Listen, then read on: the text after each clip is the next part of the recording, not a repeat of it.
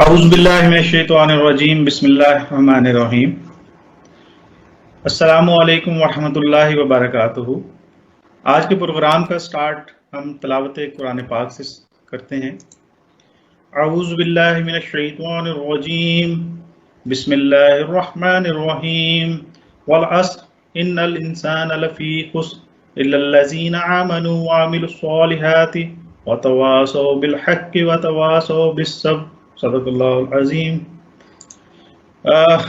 خرم Shahzad, deputy director information services department, میں اپنے تمام پارٹیسپینٹس کو انفارمیشن سروسز ڈپارٹمنٹ کی طرف سے خوش آمدید کہتا ہوں۔ کتاب دوستی ایک مسلمہ حقیقت ہے۔ کتابیں باتیں کرتی ہیں، کتابیں اپنے اندر علم کا سمندر سموئے ہوئے ہیں۔ کتاب کے ذریعے ہی انسان اپنے اندر اور معاشرے کے اندر مثبت تبدیلیاں لا سکتا ہے۔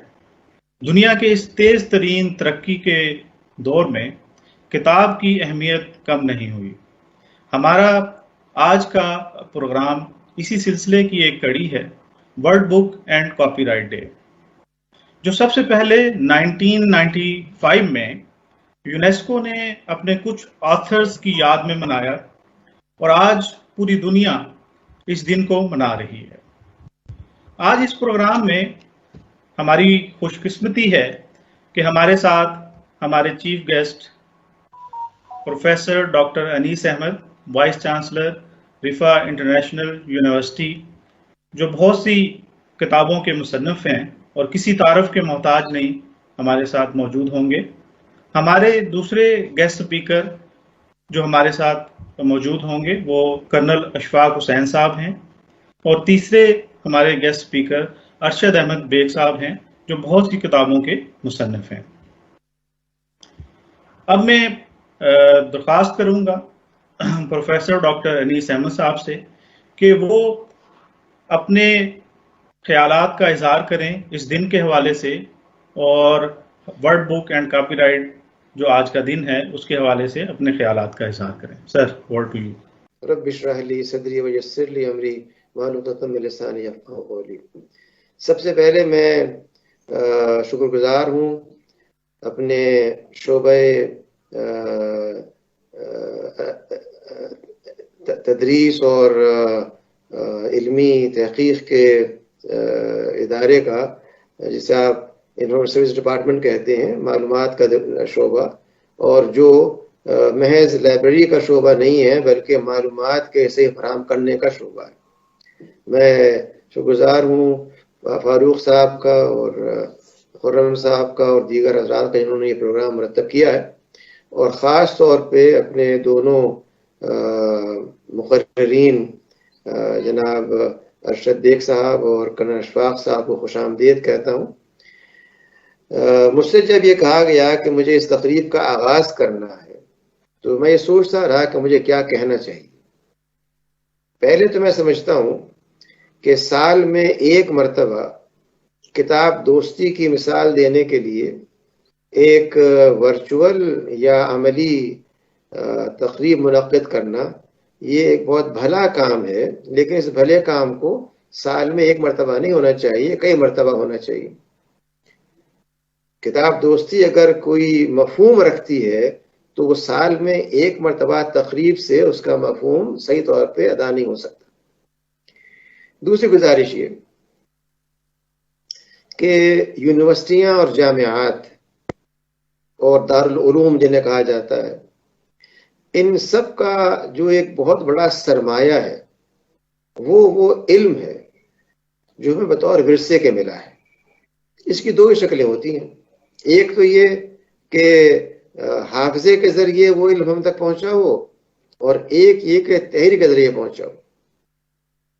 اللہ سبحانہ و تعالی نے مسلم امہ کے اوپر یہ خاص کرم فرمایا کہ یہ دونوں ذریعے قیامت تک کے لیے لکھ دیے گئے، یعنی یہ لازم کر دیے گئے۔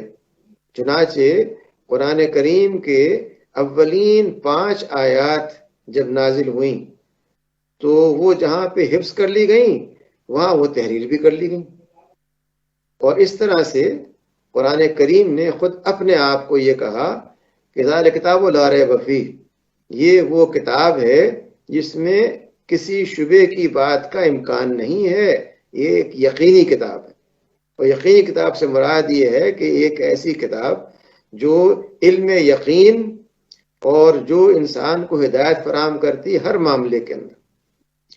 گویا جس سے آپ بک کلچر کہتے ہیں، اس بک کلچر کو قرآن کریم کی پہلی وحی کے اندر متعین کر دیا گیا، اور پھر جگہ جگہ یہ بات دہرائی گئی کہ کتاب کو مضبوطی سے پکڑ لو۔ یہ کہا گیا حضرت یحییٰ سے، یہ کہا گیا حضرت محمد صلی اللہ علیہ وسلم سے، امت مسلمہ سے کہا گیا کہ آپ کتاب کو مضبوطی سے پکڑ لیجئے، یعنی اس پہ قائم ہو جائیے۔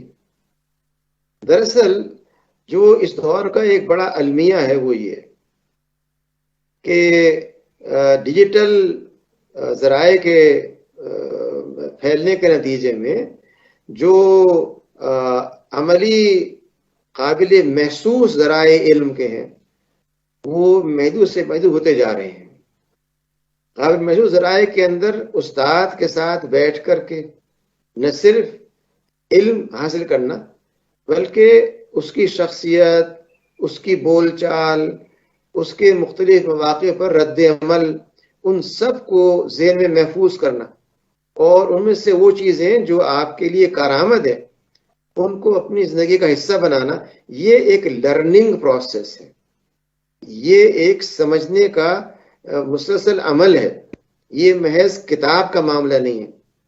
اس کے ساتھ ساتھ کتاب کا مطالعہ کہ کتاب میں کیا لکھا ہوا ہے، کس نے لکھا ہے، کیوں لکھا ہے، کب لکھا ہے، کب تک کے لیے لکھا ہے، یہ وہ چیزیں ہیں جن کے ذریعے کسی بھی معاشرے کے اندر علم کی میراث آگے منتقل ہوتی ہے۔ دین اسلام وہ واحد دین ہے جس نے ان دونوں ذرائع کو، حافظے کو بھی اور تحریر کو بھی استعمال کیا، اور اس ہدایت نامے کا نام ہی الکتاب رکھا۔ ذالک الکتاب، یہ الکتاب ہے، یہ دی بک ہے۔ اس کے ساتھ پھر یہ بات بھی گئی کہ اس کتاب کے اندر جو ہدایات ہیں ان ہدایات کی ایک عملی شکل، چلتی پھرتی کتاب بھی ہم نے فراہم کر دی ہے، وہ سنت مطہرہ ہے، علیہ الصلوۃ والسلام کا اسوہ ہے، آپ کا عمل ہے۔ تو ان دو ذرائع سے اسلام نے چاہا ہے کہ وہ ایک لرننگ پروسیس کو، ایک سیکھنے کے عمل کو سائنٹیفک انداز میں سر انجام دے۔ یہ محض کتب بینی نہیں ہے۔ اسی لیے بہت صحیح بات کہی تھی اقبال نے، جو فرق کیا تھا کہ ایک تو کتاب پڑھنے والا ہے اور ایک صاحب کتاب ہے۔ اسلام یہ چاہتا ہے کہ ہم صاحب کتاب بنیں، محض کتب بینی نہ کریں۔ کتب بینی تو آپ کر سکتے ہیں، کتاب اٹھائی آپ نے، فہرست پہ نظر ڈالی، پیش لفظ پہ ایک نگاہ دوڑائی، اور پھر آپ نے ایک باب پہ دیکھا، ایک اور باب کو سونگھا، ایک آخری باب کو ذرا سا پڑھ لیا، اور معلوم ہے کتاب کا مقصد کیا ہے۔ یہ کتب بینی ہو گئی آپ کی۔ اب آپ اس کتاب کے بارے میں بآسانی بتا سکتے ہیں کہ اس میں کیا مین چیز ہے، لیکن یہ صاحب کتاب ہونا نہیں ہے۔ صاحب کتاب ہونے کا مطلب یہ ہے کہ آپ کو اس کتاب کے الفاظ کے رموز، ان کی تطبیق یا اپلیکیشن، انہیں کس طرح سے سمجھا جائے، اس کی میتھڈولوجی، طریقے تحقیق، یہ سب یہ جو سامنے نہیں ہوں گی، آپ صاحب کتاب نہیں ہو سکتے۔ پھر صاحب کتاب کا مطلب یہ بڑا واضح ہے کہ آپ صاحب رسالہ ہیں، صاحب پیغام ہیں، یعنی جو چیز بھی آپ نے کتاب سے سیکھی ہے اس چیز کو، اس علم کو، اس اثاثے کو آپ نے کہاں تک پہنچایا۔ جو مطالبہ ہم سے دین کرتا ہے وہ یہ کہ تفقہ فی الدین پیدا کرنے کے لیے کتاب پر غور و تفکر، اور صاحب کتاب جو لے کر کے آئے ان کی حیات مبارکہ کا مکمل طور پہ احاطہ کرنا، اور ان دونوں کی روشنی میں اس کتاب سے اخذ کردہ علم کو، سیرت پاک سے سیکھے ہوئے عملی زاویے کو، اس کو اپنی زندگی میں نافذ کرنا۔ گویا یہ کتاب ایک تطبیقی اپلائیڈ نالج پر مبنی کتاب ہے. یہ مسئلہ محض تبرک کا، ثواب کا نہیں ہے کہ آپ نے تبرکن چند الفاظ پڑھ لیے، چاہے مفہوم سمجھ آیا سمجھ نہ آیا. اس لیے جو یہ دن آپ حضرات منا رہے ہیں، اس کو میں اس تناظر میں دیکھتا ہوں، وہ نہ یونیسیف کا تناظر ہے، نہ کسی عالمی ادارے کا تناظر ہے، بلکہ وہ تناظر یہ ہے کہ کس طرح سے ہم اس کتاب کے صاحب کتاب بن سکتے ہیں جو ہم کو بطور ایک بہت بڑی امانت اور ذمہ داری کے دی گئی ہے. اس کو خود سمجھنا، اس کے پیغام کو اپنے نام نہاد فنی معاملات میں، ان معاملات میں جو آپ کہتے ہیں ٹیکنیکل نوعیت کے ہیں، لیب کے اندر، لائبریری کے اندر، کلاس روم کے اندر، ان تعلیمات کا وہاں پہ نفاذ کرنا، ان سے سبق حاصل کرنا، یہ وہ سب چیزیں ہیں جو جب تک ہم ان کے اوپر مکمل طور پہ عمل نہیں کریں گے، ہم صاحب کتاب نہیں ہوں گے، ہم محض کتاب بین ہوں گے. ایک اور گزارش میں چاہوں گا کہ جو میں نے آغاز میں کہا تھا کہ جو ڈیجیٹل ایج میں ہم آ گئے ہیں، اس کے اندر چیزیں جو ہیں وہ بجائے مادی کے ورچوئل ہو گئی ہیں. اور ورچوئل کے ساتھ ساتھ یہ بھی ہوا ہے کہ فکری طور پر علم کو ایک اضافی کام بنا دیا گیا ہے، ریلیٹو، ناٹ ایبسولوٹ. کتاب اپنے وجود کو تسلیم کرواتی ہے مادی طور پر، محض ورچولی نہیں. جب آپ کتاب کو کسی کتب خانے سے خریدتے ہیں اور لے کر گھر آتے ہیں اور اس پہ اپنا دستخط کر کے نام لکھ کر کے پڑھنا شروع کرتے ہیں، تو آپ کے پاس ایک فزیکلی قابل محسوس چیز ہوتی ہے. پھر آپ چاہتے ہیں کہ پڑھتے ہوئے اس پر کوئی تبصرہ کرنا ہے، کہیں پہ اختلاف کرنا ہے، کہیں پہ اصلاح کرنی ہے، تو ایک پینسل کے ساتھ آپ اس کے حاشیے پہ کچھ لکھتے ہیں. یہی کام اب اپنے نوٹ بک پہ کرتے ہیں الیکٹرانک کے اوپر. لیکن جو مواد آپ کو مل رہا ہے الیکٹرانکلی، بلا شبہ وہ زیادہ جلدی آ جاتا ہے، اس میں بہت سی چیزیں جو تلاش کرنے میں وقت لگتا ہے، کم وقت لگتا ہے. اس سب کے باوجود کیا وہ چیز قابل محسوس بھی ہوتی ہے یا محض قابل مشاہدہ ہوتی ہے؟ آپ دیکھ رہے ہوتے ہیں لیکن اس کا کوئی وجود ہوتا ہے؟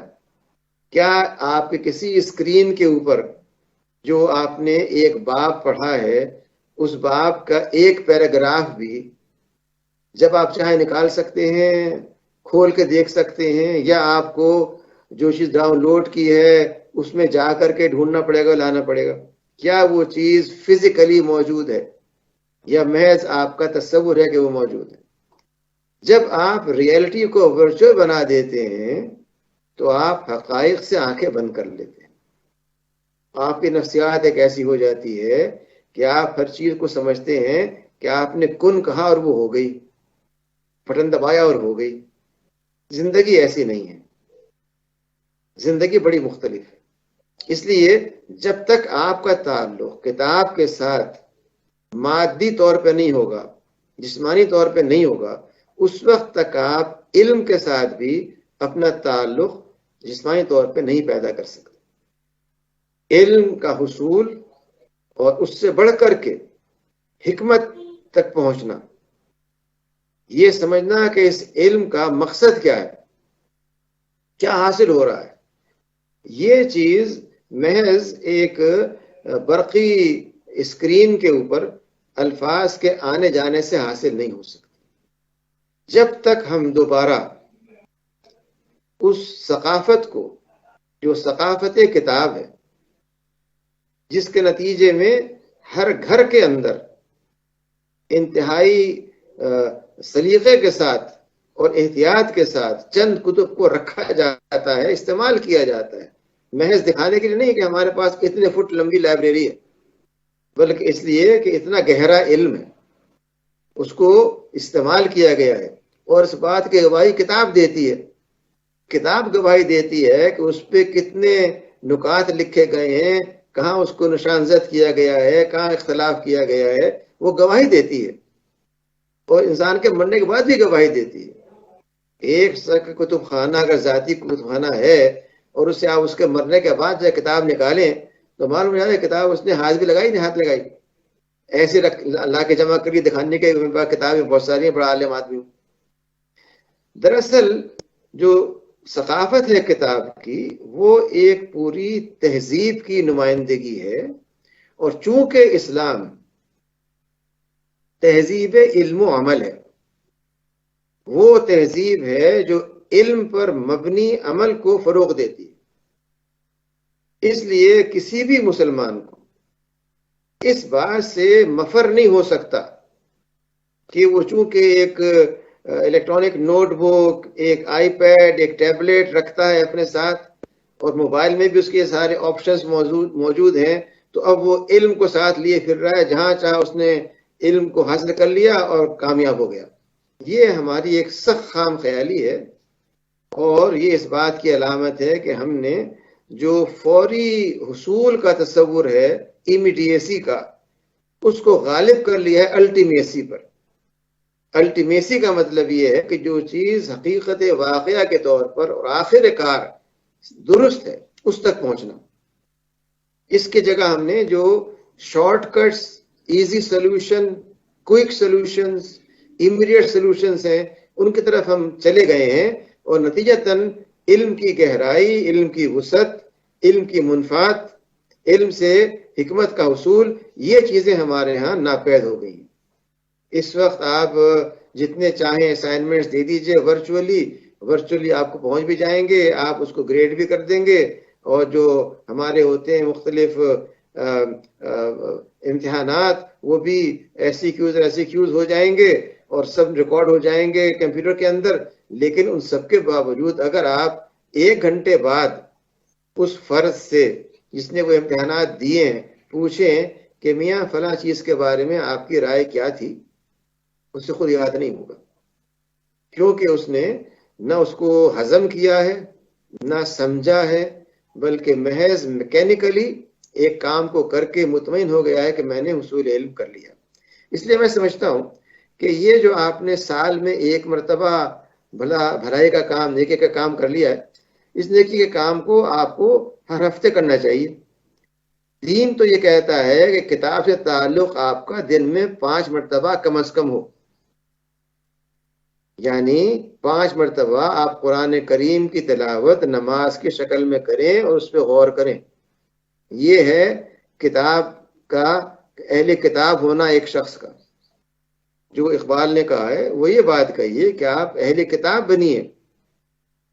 اہل کتاب کا مطلب یہ ہے کہ وہ کتاب آپ کے ساتھ زندگی کا حصہ ہے، ہر لمحے موجود ہے.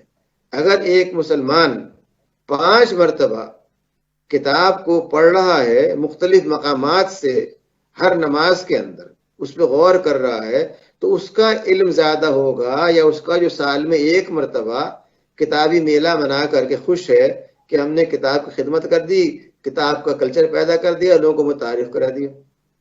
یہ ایک رسم تو ہو سکتی ہے لیکن اس کا عملی فائدہ کوئی نہیں ہوگا. اس لیے اس بات کی ضرورت ہے کہ ہمارے پاس ہفتے وار میکینزم ایسا ہو جس میں اس ہفتے میں آنے والی کتابوں کا جائزہ، تعارف، ان پر ایک تنقیدی رائے لوگوں کے سامنے آئے. یہ معلوم ہو کہ علم سیاست میں، علم ابدان میں، علم ہنسا میں، یعنی مختلف جو ہمارے ہیں میتھمیٹکس ہے، اناٹومی ہے، فزکس ہے، فلسفی ہے، اکنامکس ہے، پولیٹیکل سائنس ہے، اسلامیات ہے، ہر شعبہ اس کے اندر کیا چیز اس عرصے میں آئی ہے، اس میں کیا کہا گیا ہے، کیا چیزیں ایسی ہیں جو اس میں خاص بقابل غور ہیں جو آپ خود پڑھیں.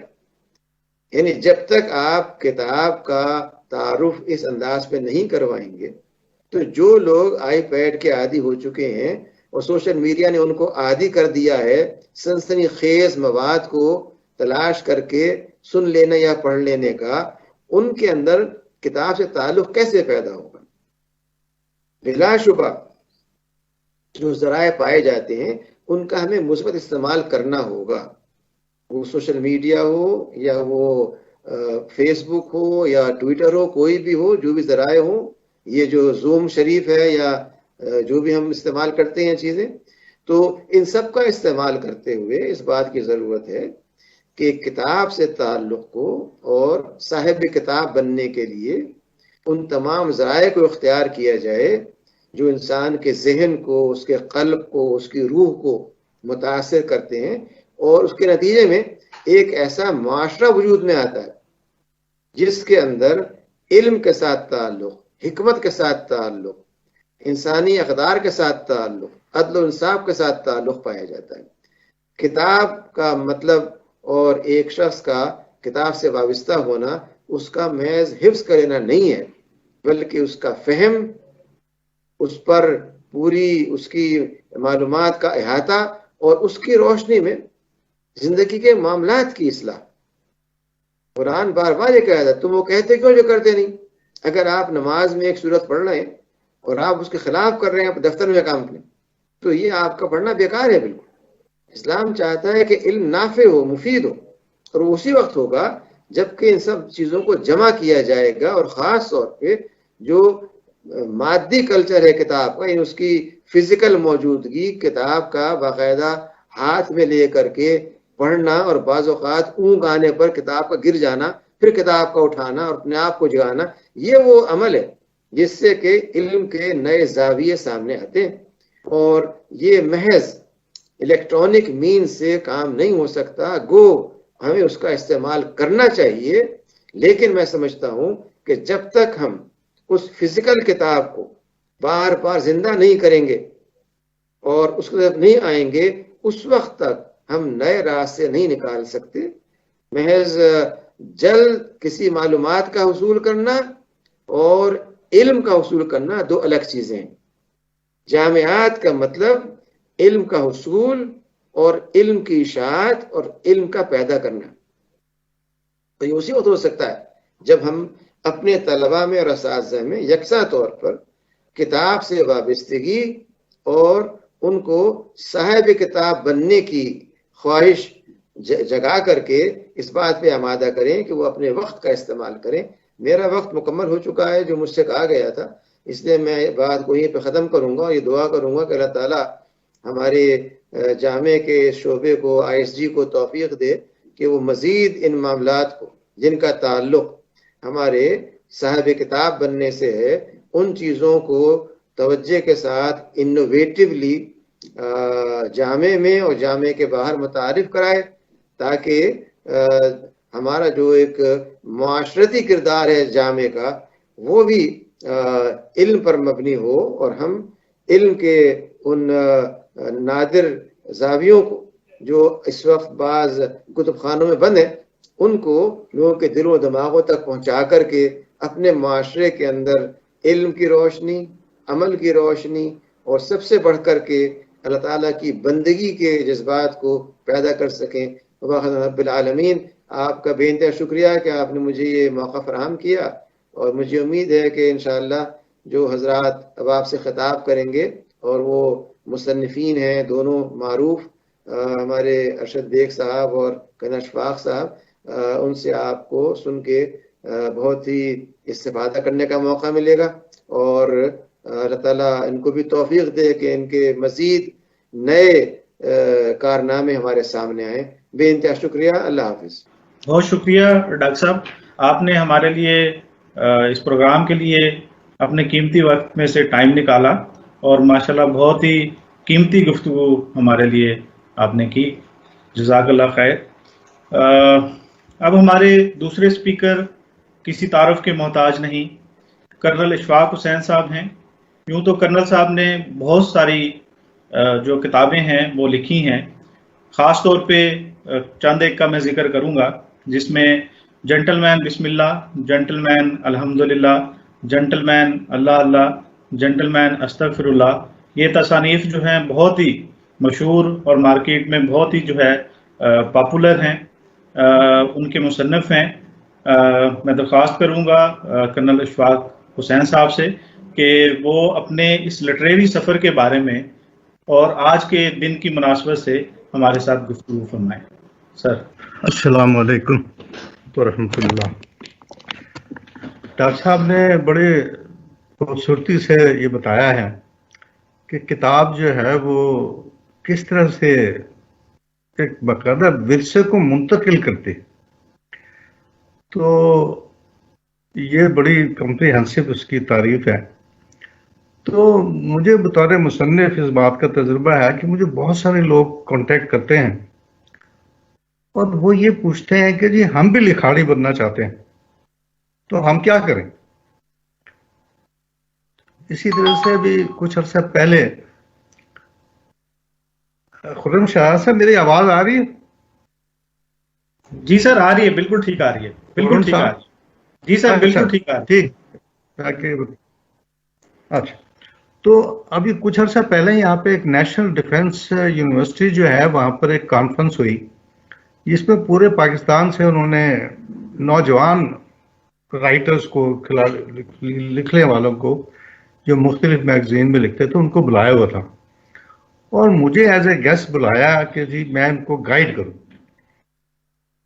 तो मैंने उनको, जब मैं गया स्टेज पे, तो मैंने उनको ये बात कही कि देखें, जो लिखना चाहते हैं वो एक बात नोट कर लें। वो अच्छा, ये बात ना जरा मैंने प्रोलॉन्ग करके कही ड्रामाई अंदाज में, काफी देर में इसका मैंने जवाब दिया। पहले मैं यही कहता रहा कि वो एक बात नोट कर लें, एक बात नोट कर लें।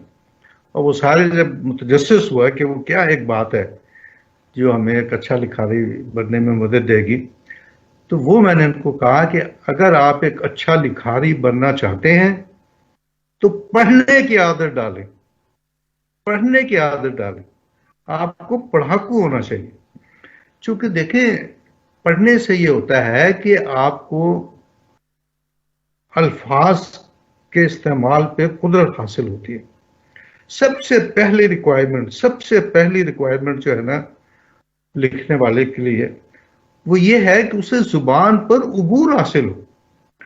तो जुबान पर उबूर हासिल किए बगैर आप लिखने की बात भी ना करें, सोचे भी ना। क्योंकि अक्सर जो नौजवान लिखारी होते हैं, वो जो मुझे कोई अपनी तहरीर भेजते हैं, तो उसके अंदर जो मुझे बुनियादी खामी मिलती है वो ये मिलती है कि उनको जुबान पे उबूर हासिल नहीं है, जुबान पे उन्हें कुदरत हासिल नहीं है। तो जुबान पे उबूर हासिल किए बगैर जो है ना आपको लिखने का तसव्वुर भी नहीं करना चाहिए।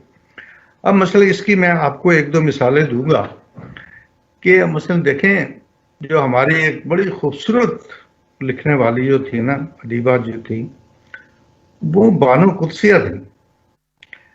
बानो कुदसिया के हाँ मतलब है कि उनकी तहरीरों में सबसे जो खूबसूरत तरीन बात है वो ये है कि वो तशबीहात और इस्तिआरे इस्तेमाल करती है।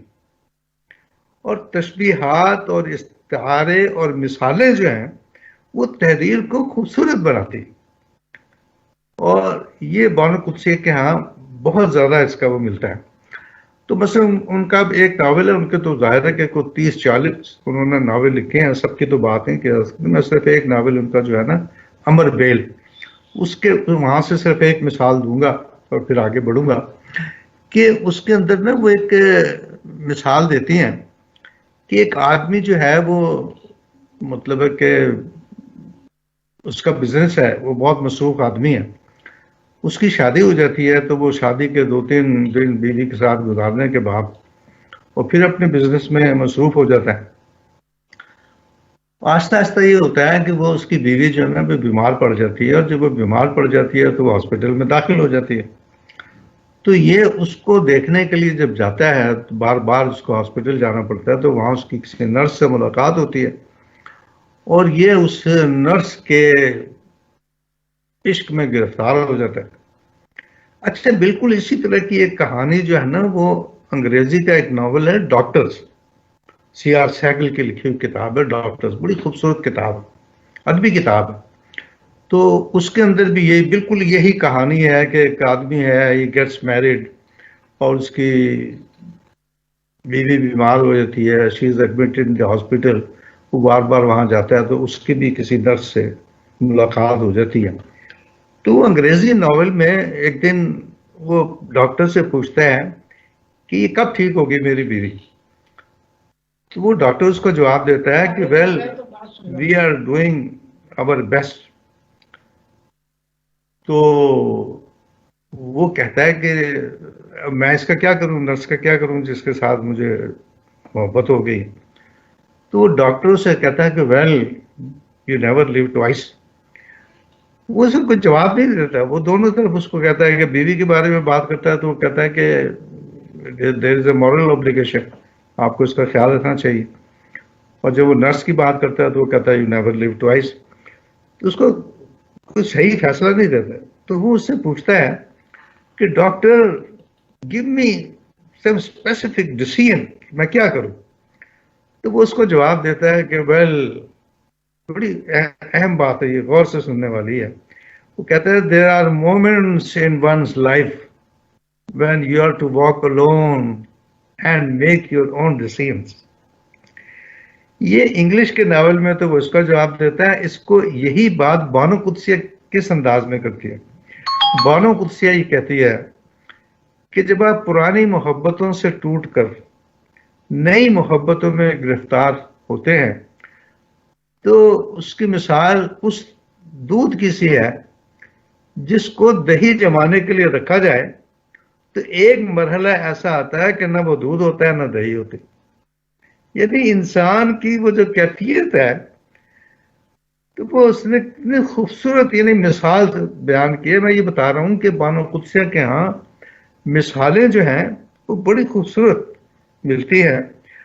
تو صرف بانو قدسیہ نہیں, مطلب ہے کہ اگر آپ پڑھیں گے نہیں تو آپ کو زبان کی قدرت حاصل نہیں ہوگی, آپ کو یہ نہیں پتہ چلے گا کہ ان الفاظ کو کیسے کیسے استعمال کرنا ہے. یا ایک اور مثال جو ہے, یہ میں کتاب ہے ما فی الضمیر سید ضمیر جعفری کی,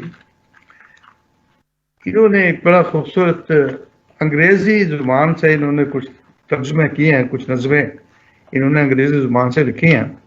تو ہوتا یہ ہے کہ جب آپ انگریزی زبان سے ترجمہ کرتے ہیں تو ایک چیز کہلاتی ہے تصرف.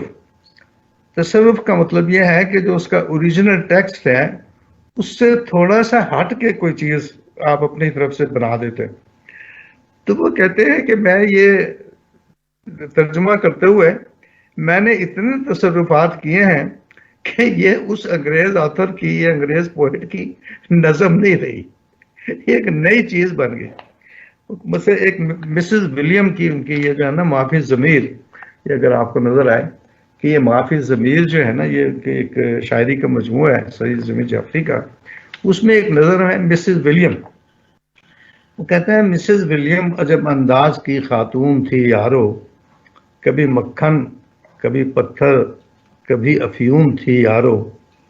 فرانسیسی ملی انگریزیوں میں بات کرتی تھی, وہ دن گلیوں میں رہتی تھی, کلب میں رات کرتی تھی, تکلم میں پرانی بلبلوں کو مات کرتی تھی, تلون کیش اتنی جنوری میں جون تھی یارو. مسز ولیم عجب انداز کی خاتون تھی یارو. اور دیکھیں یہ ایک بند میں آپ کو سنانا چاہتا ہوں, میں بتانا چاہتا ہوں کہ اگر آپ کو زبان پر کمال حاصل ہے, قدرت حاصل ہے, تو ایک بند میں اس نے اس کی شخصیت کو انٹرنیشنل شخصیت بنا دیا. کہتا ہے وہ آنکھیں بحر اطلانٹک کے نیلے پانیوں جیسی, بدن یونانیوں جیسا, نظر مصرانیوں جیسی, جوانی میں بکنگم کی جواں ملکانیوں جیسی, طبیعت ناملائم مستقل استانیوں جیسی. وہ خود منصف تھی, خود مجرم تھی, خود قانون تھی یارو.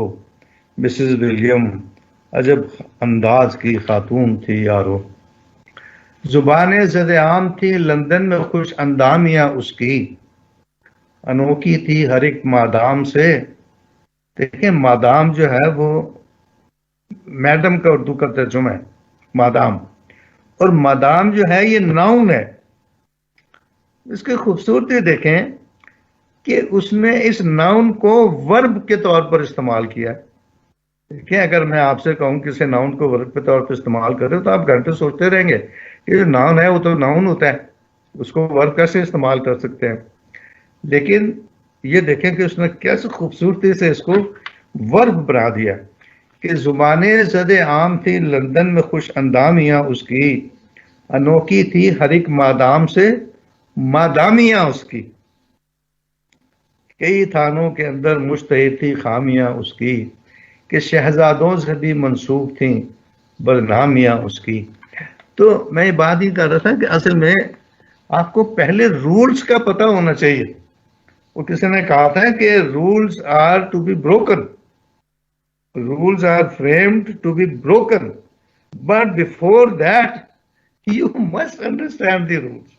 तो पहले आपको अपने जो जुबान है उसके जो कवायद हैं और जो ग्रामर के उसूल हैं वो आपको अच्छी तरह से आने चाहिए। जुबान की तलबीहात, जुबान की खूबसूरतियाँ उसके लिए वो पढ़ने से आती हैं। तो जितना ज़्यादा आप पढ़ेंगे उतना ज़्यादा आप बेहतर लिखेंगे। बस मैं यही कहना चाहता था।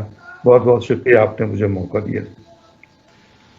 हाँ, बहुत ज़बरदस्त कर्नल साहब की बातें सुनते हुए दिल तो करता है कि ये और सुनते रहें और मज़ीद वक्त हो, लेकिन ज़ाहिर है वक्त की किल्लत है। मैं एक सवाल कर्नल साहब से करूँगा कि आपकी जो सीरीज़ है जेंटलमैन वाली, इसमें जो पहली किताब आपने लिखी है तो उस वक्त आपके क्या एहसासात थे, और उसकी जो इस सीरीज़ की आखिरी किताब है उसके बारे में आप क्या कहते हैं, और क्या आजकल भी कोई इस सीरीज़ पे आप काम कर रहे हैं या कोई और किताब लिख रहे हैं?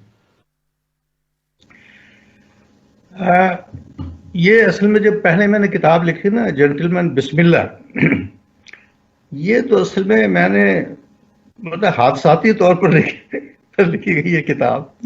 हुआ ये कि मैं सेकंड लेफ्टिनेंट था बिल्कुल, यानी ना तजुर्बाकार फौज में, और मेरी पोस्टिंग जो हो गया ना वो ICPR में हो गई, इंटर सर्विसेज पब्लिक रिलेशंस में, जहाँ से एक फौज का रिसाला निकलता है हिलाल।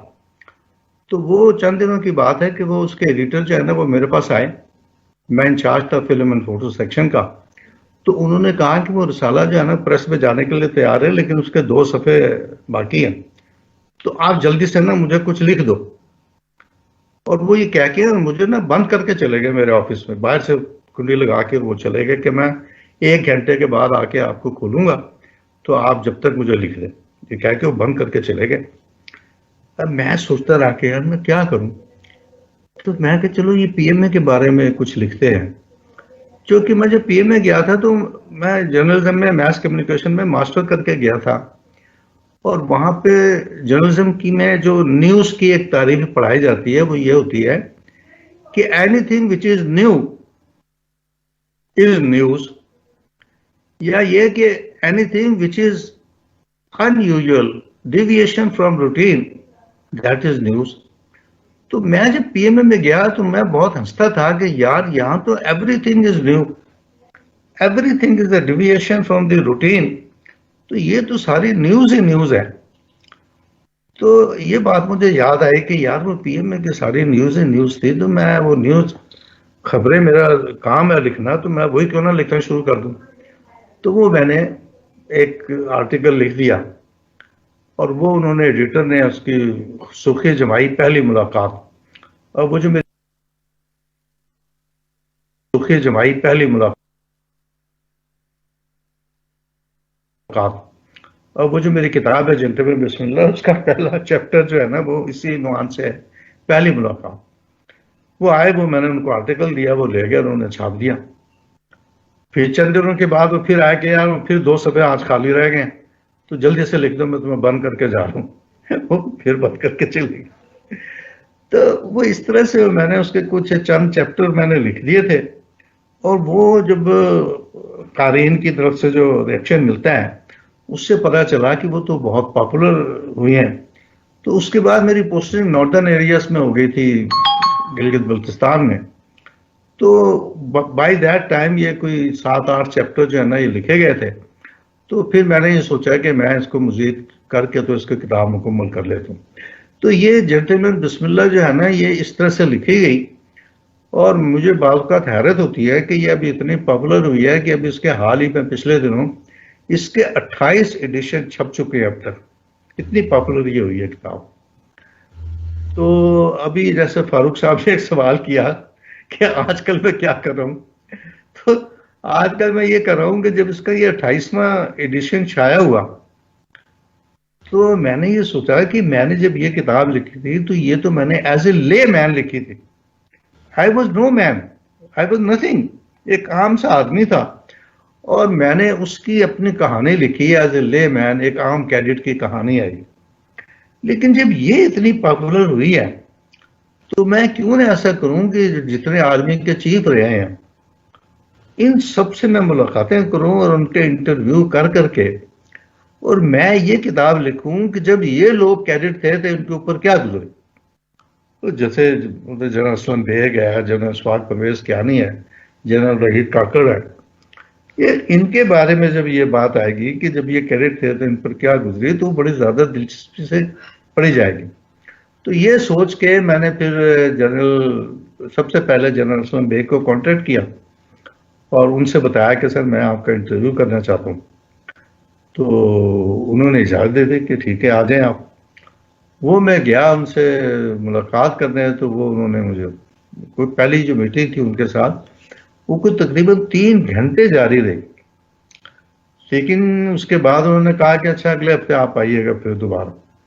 اور پھر میں اگلے ہفتے گیا تو وہ پی ایم اے کی بات ختم ہو گئی, تو انہوں نے اپنے آگے کہ وہ جونیئر افسر تھے وہ شروع کر دی, پھر اس کے آگے انہوں نے شروع کر دی. وہ سلسلہ رکا ہی نہیں بلکہ 1 سال تک جاری رہا. اور ہوا یہ کہ وہ جنرل اسلم بیگ کی پوری بایوگرافی بن گئی, سوانح حیات بن گئی. تو بس وہ آج کل نا میں اس کو فائنل ٹچز دے رہا ہوں اور وہ انشاءاللہ تعالی کتاب جو ہے نا بہت جلدی مارکیٹ میں آ جائے گی. تو آپ لوگوں کی دعاؤں سے انشاءاللہ. بہت شکریہ سر, جزاک اللہ خیر. آپ کی اس کتاب کا ہمیں انتظار رہے گا. خرم صاحب نیکسٹ. اس کتاب کا نام ہے اقتدار کی مجبوریاں. دونوں میں ہے, انگلش میں بھی ہے اردو میں بھی ہے. اردو میں ہے اقتدار کی مجبوریاں اور انگلش میں اس کا نام ہے کمپلشنز آف پاور. انشاءاللہ تعالی جلدی چھپ جائے گی. بہت شکریہ کرنل اشفاق حسین صاحب کہ آپ نے ہمارے لیے ٹائم نکالا اور بہت ہی قیمتی گفتگو آج کے دن کے حوالے سے ہمارے ساتھ شیئر کی. اپنے ایکسپیرینسز جو ہیں وہ آپ نے ہمارے ساتھ شیئر کیے. اب ہمارے ساتھ ہمارے تیسرے جو اسپیکر ہیں اور بہت سی کتابوں کے آتھر بھی ہیں, ارشد احمد بیگ صاحب. ارشد احمد بیگ صاحب آج ہمارے ساتھ جو گفتگو کریں گے وہ مطالعے کی اہمیت کے حوالے سے وہ ہمارے ساتھ گفتگو کریں گے. اور آج کل ان کی ایک لیٹسٹ بک جو بڑی مشہور ہے ذہن اجالا, جو مارکیٹ میں بہت زیادہ مشہور ہوئی ہے. تو میں درخواست کروں گا ارشد احمد بیگ صاحب سے کہ وہ ہمارے ساتھ اس موضوع کے بارے میں اور مطالعے کی اہمیت کے حوالے سے ہمارے ساتھ گفتگو فرمائیں.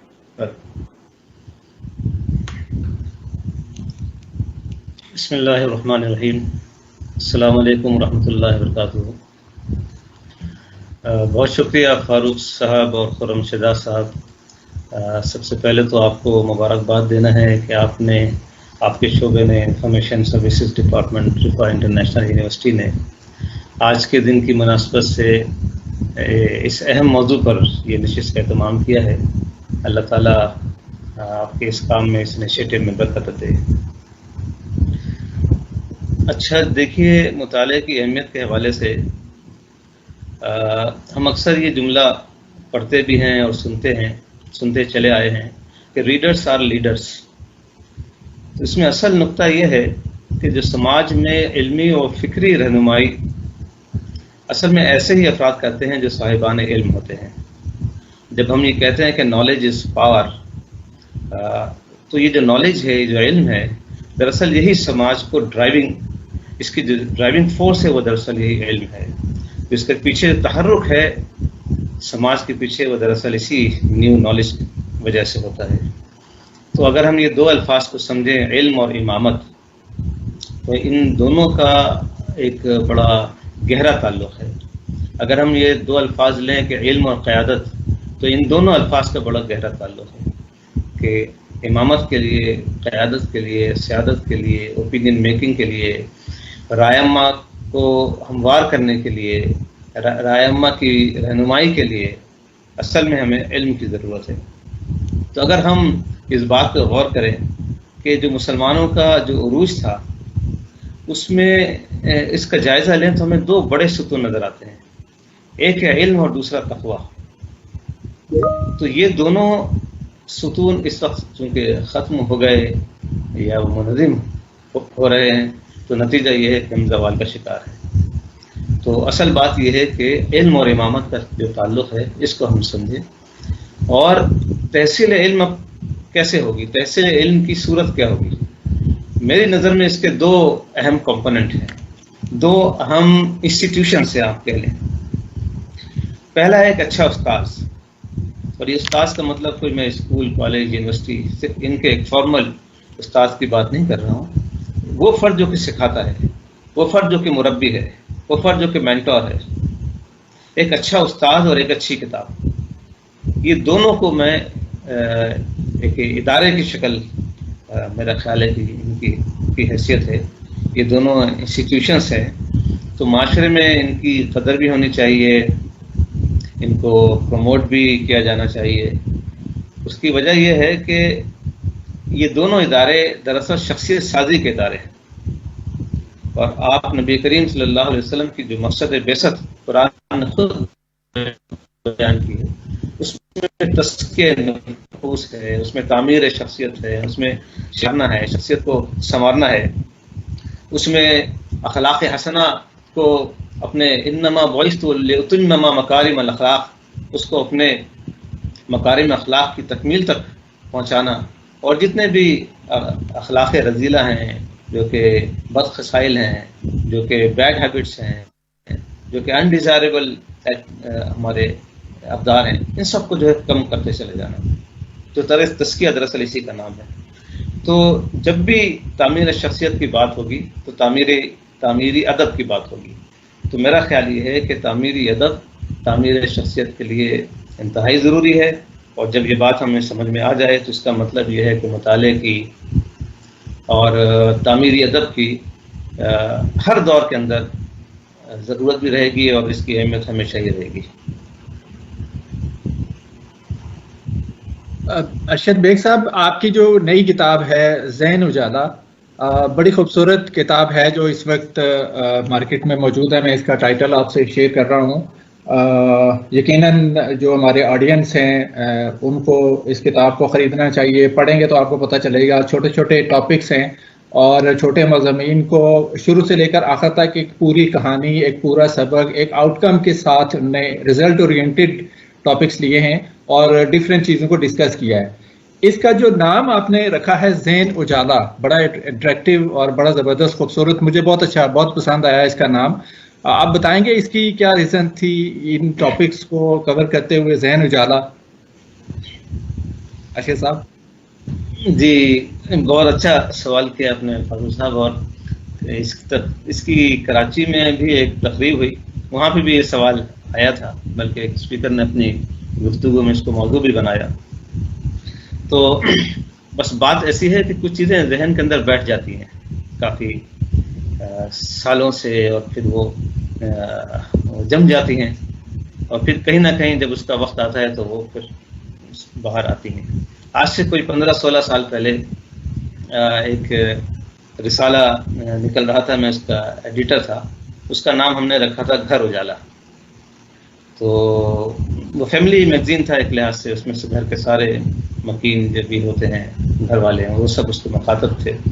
اسی طرح کوئی 3-4 سال پہلے میں نے کالم لکھنے کا آغاز کیا اخبار میں اور مختلف رسائل جرائد میں. تو اس کا عنوان دیا قلم اجالا. تو یہ دو ہو گئے اجالے، ایک گھر اجالا اور پھر قلم اجالا. اور پھر جب یہ کتاب کو لکھنے کا ارادہ ہوا اور کتاب مرتب کی ہے اس طرح، تو اس کا نام پھر ذہن اجالا دیا کہ اللہ تعالیٰ ایسے ہی بنا دے کہ ہم اجالوں کے پیغمبر ہیں اور اجالوں سے محبت کی نشانی ہے.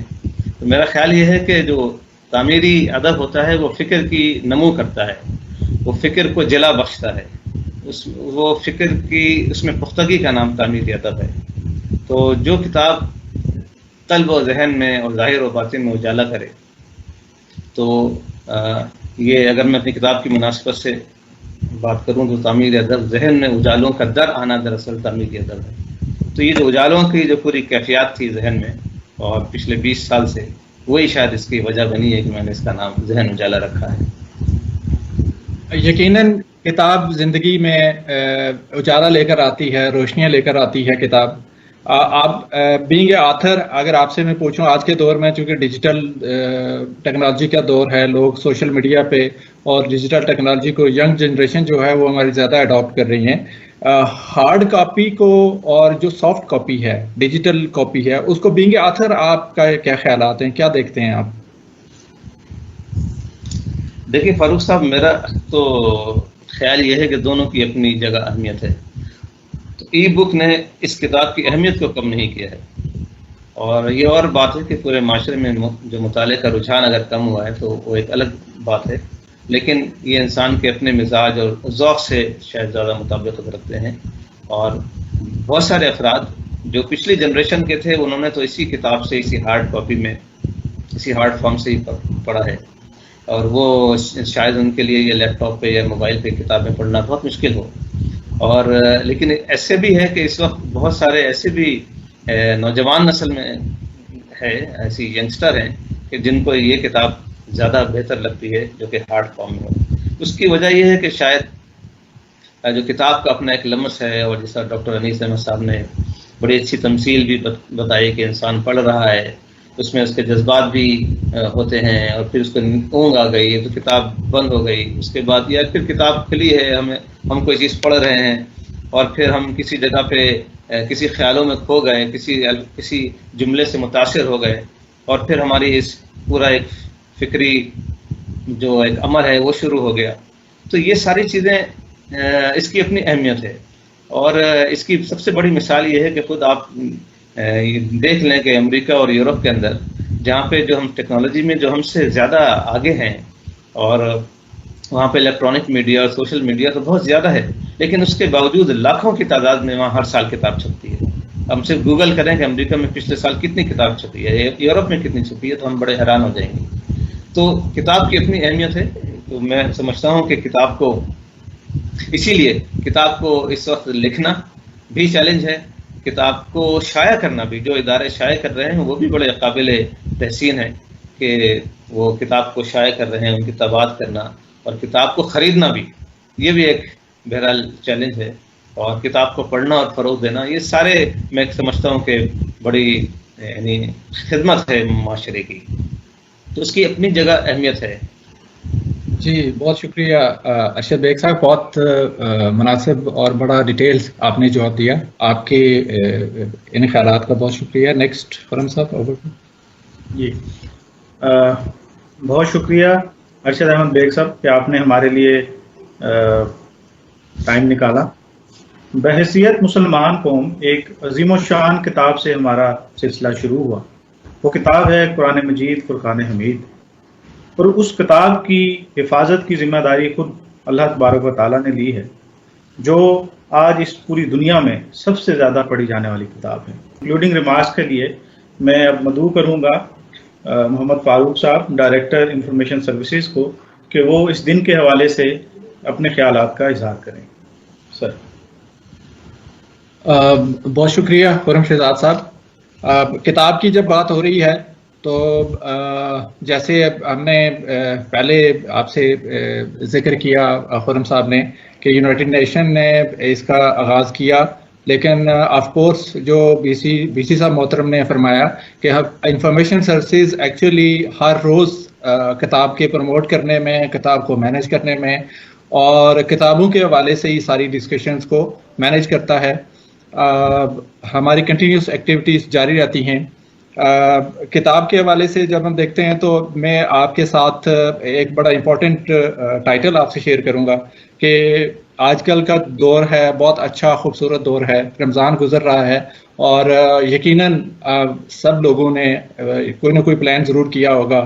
کچھ لوگ قرآن پاک کو ایک دفعہ پڑھنے کا پلان کرتے ہیں، کچھ 2 دفعہ پڑھتے ہیں، کچھ ریسرچ کی طرف جاتے ہیں۔ اس کے ساتھ ساتھ ہماری بہت ساری اور کتابیں ہیں۔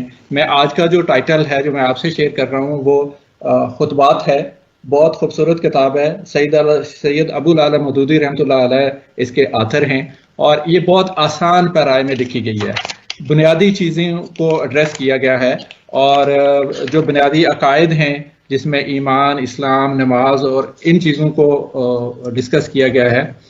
بہت سارے اس کے ایڈیشن شائع ہو چکے ہیں، بہت ساری زبانوں میں یہ ٹرانسلیشن ہو چکی ہے، اور ایکچولی جو امپورٹنٹ بات ہے اس کتاب کی وہ یہ عام ایک قاری کے لیے اس کے اندر بہت سارا علم ہے، بہت ساری انڈرسٹینڈنگ ہے، اور اسلام کا جو ریئل میسج ہے وہ آپ کو ملے گا، سمجھنے میں مدد ملے گی، اور ایک موٹیویشن. آپ ضرور اس کو پڑھیے گا، اس کو دیکھیے گا.